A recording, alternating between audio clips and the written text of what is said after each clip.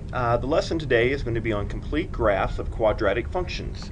So when we look at complete graphs of quadratic function, all right, the good news is that there is nothing new to teach you. We are just going to take all the things that we've already talked about, finding the vertex, x-intercepts, y-intercepts, and we're now going to take all of those pieces of information, combine them to sketch, all right, a graph no matter the form. So it could be in vertex form, standard form, or factored form. Now the bad news is, in order to get a complete graph, you will have to be proficient in all those little details that we've worked on so far. So you have to be able to recognize the form and, oh, if it's in standard form, this is what I have to define the vertex form, or if it's in vertex form, this is how I identify the vertex. So this really will pull through all the things that we've talked about, and it will also identify very quickly any weaknesses that you have. Now the other good piece about this is that this really is kind of like a comprehensive review, all right, before we get into the last pieces of the unit, which is from application problems and then the test for this unit. Now to keep this in mind, all right, as you do this for each graph, all right, we're going to have a total, a maximum of about 5 points. All right, so we will have one vertex for every graph. All right, now we always want to try to find the x-intercepts, but remember, if there are any, so we might have 2 x-intercepts, we might have 1, and that's when the x-intercept and the vertex are common to each other, and then there could be no x-intercepts as well. We will have the y-intercept, all right, and then what we're going to add is a reflection point of the y-intercept across the axis of symmetry, and I'll discuss that a little bit more in a moment and in detail when we go through our first examples. All right, so now for any problem, if it says sketch a complete graph, these are the 4 pieces that I will expect to see. All right, now, so let's take a look at our first example problem. Now, the first problem we have here, all right, is a quadratic in vertex form. Now, the good news is when it's in vertex form, immediately, all right, I can find the vertex. All right, so my vertex is 1, -8. All right, and remember we said that this is the x-coordinate, and remember it's always opposite of what it looks like on the inside of the parentheses, and this is the y-coordinate of our vertex. So then just real quick, I'm going to sketch that. I'm going to pick a different color here. So 1, -8, so 1, 2, 3, 4, 5, 6, 7, 8. All right, so the vertex in vertex form is very easy to find. Okay, now the x-intercepts. All right, now remember, if we're solving for an x-intercept, we know y is 0. Now, what we should know is if it's in vertex form, all right, we can just plug 0 in for y, and then we can go through our solving routine in order to, all right, find our x-intercept. So I'm going to add 8. All right, so you're going to see a combination of problems we've done this year. All right, then I'm going to divide by 2, because remember when we said that if the parenthesis has this exponent up here, all right, that the parentheses are locked, we are not allowed to distribute into locked parentheses, so we have to then isolate it. All right, and when we get to this piece, we know that we must take the square root to solve for the inside of the parenthesis. Now, this is where we said we have to know that we get 2 solutions. All right, so I get 2 equal to whatever's being squared, which in this case is x minus 1, but I also get the negative root, which is -2, equal to that as well. Now we have to take this and do one more step to each part, and that's add 1 here, add 1 here. So our first x-intercept is going to be the point 3, 0. Add 1 here, add 1 here, and our second x-intercept is going to be -1, 0. So let me switch colors and apply those. All right, so 3, 0, and -1, 0. Now, once again, we already know the vertex is here at 1. So what we should know is that x equals 1 is our line of symmetry. So notice the first intercept is 2 to the right, the other is 2 to the left. So it's a quick and easy way also to double check to make sure your work here is correct. So those x-intercepts should be equal distance from the line that your vertex lies on here, the vertical line. All right, so we have 3, 0, and -1, 0. All right, now let's find the y-intercept. So to find the y-intercept, we know we plug 0 in for x. All right, so we know every y-intercept is of the form 0 something. So I'm going to go ahead and do that right here. So y equals, and then we're going to have 2, and then 0 minus 1 squared minus 8. And just remember, we have to just follow order of operations here. So let's take care of those parentheses first. So 0 minus 1 is negative 1. Then we do the exponent. Negative 1 squared is 1. And then I have to do the multiplication. So then that's 2. And so minus 8. And then 2 minus 8 is negative 6. So our y-intercept is the point 0, negative 6. All right. So 1, 2, 3, 4, 5, 6. All right, so now the reflection point. So like I just mentioned, this line right here, x equals 1, is our axis of symmetry. All right, so if we fold our parabola, all right, on this line, the points are going to match on the left and the right. So just like our x-intercept is 2 to the left and 2 to the right, there's a point that is going to correspond to our y-intercept. So notice our y-intercept is 1 unit to the left of the axis of symmetry. So our reflection point is going to be 1 unit to the right, and that makes it match up. And so now what I have, all right, now like I said, we'd have a total of 5 points. I kind of missed that vertex down there, so hopefully you draw a little bit better than I do. All right, and there would be our complete graph. Vertex, y-intercept, and its reflection point, and our 2 x-intercepts. All right, so notice this really takes in a lot of the parts that we have discussed, not just in this unit, but really some of the solving and other aspects, all right, that we've covered throughout the whole year. All right, so what I'd like you to do, all right, is here's a second problem of a quadratic in vertex form. So I would like you to identify the vertex, the x-intercepts, y-intercept, that reflection point, and sketch a complete graph. So go ahead and pause the video, and then once you're finished, turn it back on, and we'll see how you do. All right, so hopefully you've gotten through all the work, and so what I have here for you, all right, is the answer. So for this particular problem, the vertex is negative 2, negative 3. All right, there are no x-intercepts when you solve this, and we should know that from a couple things. We knew the vertex was at negative 2, negative 3, but we've also discussed how if the a value is negative, it's going to open down. So as soon as you see a vertex below the x-axis, and you know the quadratic opens down, all right, that kind of answers this question about if there are or are not x-intercepts. You should get 0, negative 15 for your y-intercept, and then the reflection point, since this is 2 to the right of our axis of symmetry, all right, our reflection point is going to be 2 to the left. Now, what you may have to do, and this is an adjustment depending on what you have, if your graph paper or whatever, you may have to adjust your scale a little bit. So notice we went up to negative 15. So instead of counting by 1s, you might want to count by 2s or 3s or something like that. Just be consistent, all right, as you go through that. All right, well, let's take a look at another one of the forms that we have discussed, all right, which is our standard form. All right, and we discussed that we know it's standard form if I have a quadratic term and a linear term, all right, together on the right-hand side. Now, to review, if we're going to find the vertex, all right, if we're going to find the vertex, all right, we have to use a short formula to get us going, okay? So if you don't remember this, we have to use negative b over 2a to find that x-coordinate, all right? And so remember, this is your a value, all right, this is your b value, and this is your c value. Okay, so the a is always the coefficient of your x squared term, the b is the coefficient of your x term, and then c is your regular number here.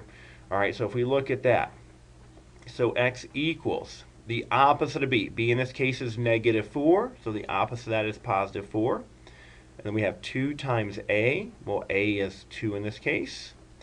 So that gives us 4 divided by 4, which is 1. All right, so the vertex, all right, for this guy is 1. Now, remember, the vertex is a complete point. So now that we know the x value, what we can do is now take that and plug it in for our x's in the equation. So I'm going to have 2 times 1 squared, and then minus 4 times 1 minus 3, in order to find the corresponding y value. Now, once again, this is an order of operation problem. So I'm going to do those exponents first. There we go. And then I'm going to do my 2 sets of multiplication here. So 2 minus 4 and then minus 3. And since we only have subtraction here, I can just do 2 minus 4 minus 3, which would give us a value of negative 5. So our vertex will be 1, negative 5.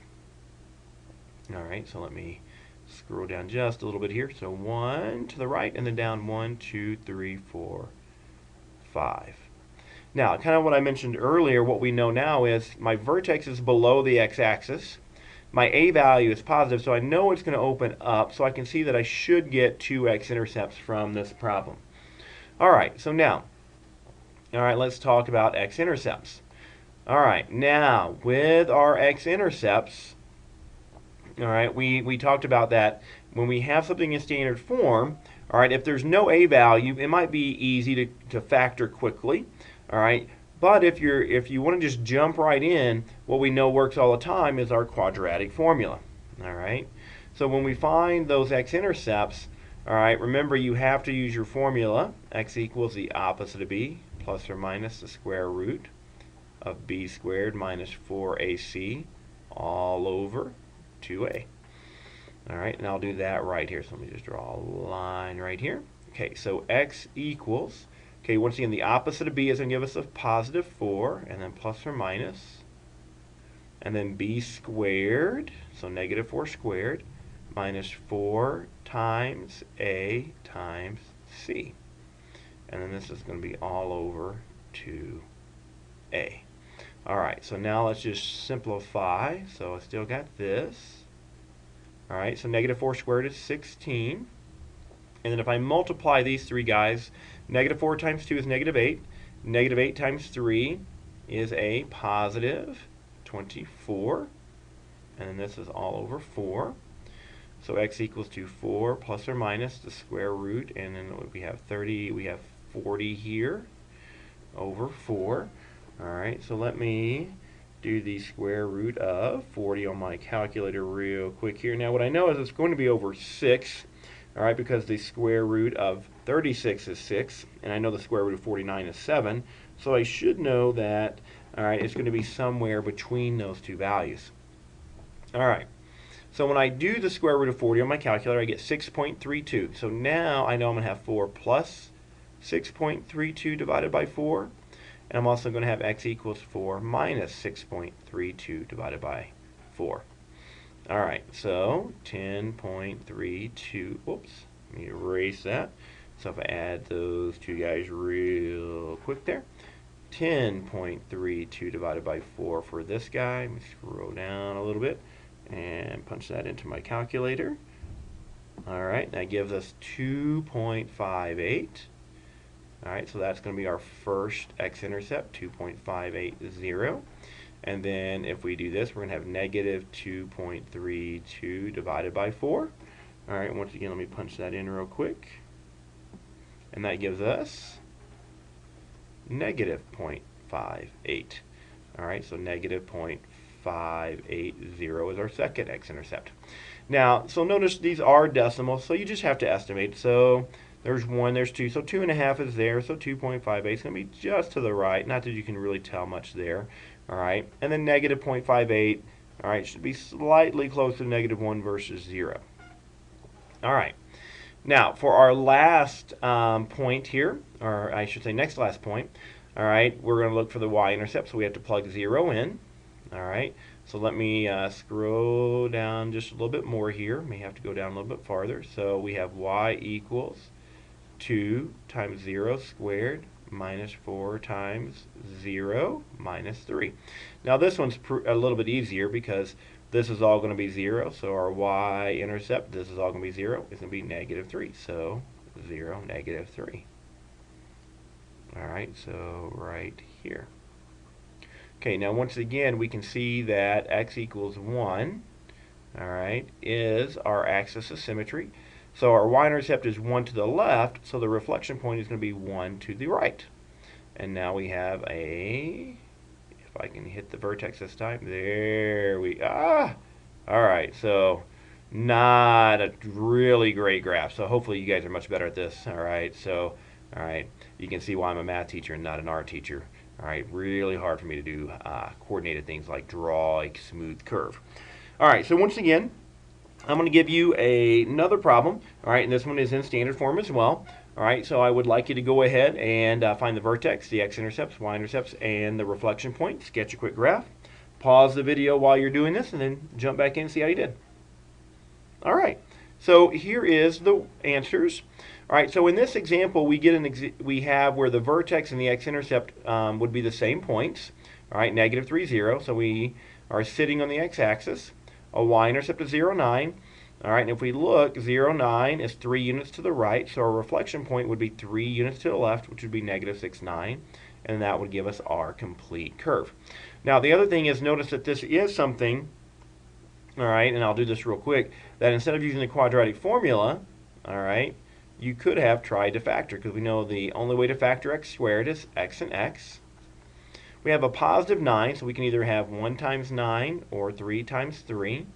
And the reason why I don't worry about negatives is because if this is all positive, there are no negatives in the problem. And then I got to get to 6. So the only combination here, all right, that gets us to 6 is a positive 3 and a positive 3. So this is one of those ones where it may have been easier just to factor versus going through the quadratic formula to get your x-intercepts. All right, so let's look at an example of our third form here, which is our factored form.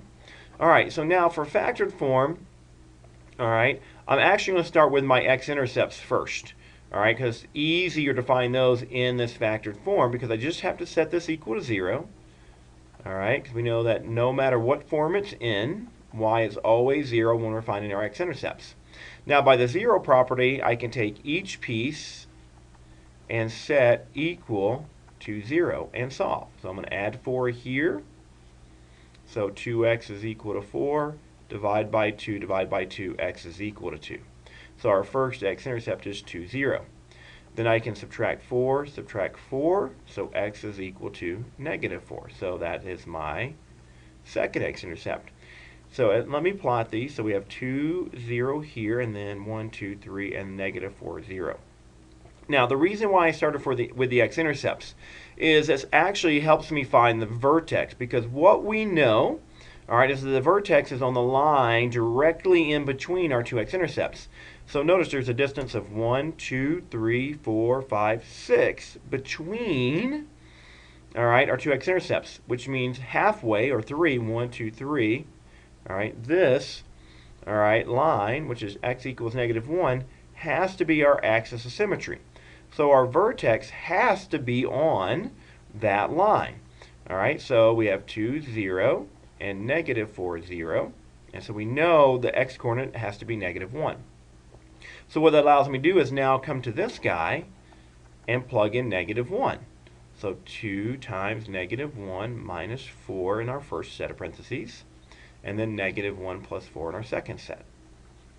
All right, so this is going to give me negative 2 minus 4 here. And I have negative 1 plus 4 here. Negative 2 minus 4 is negative 6. Negative 1 plus 4, all right, is 3. All right, and so y is equal to negative 18. All right, so way on down there. So 1, 2, 3, 4, 5, 6, 7, 8, 9, 10. So you can see that if I count by ones, I won't get there. So let's count by twos.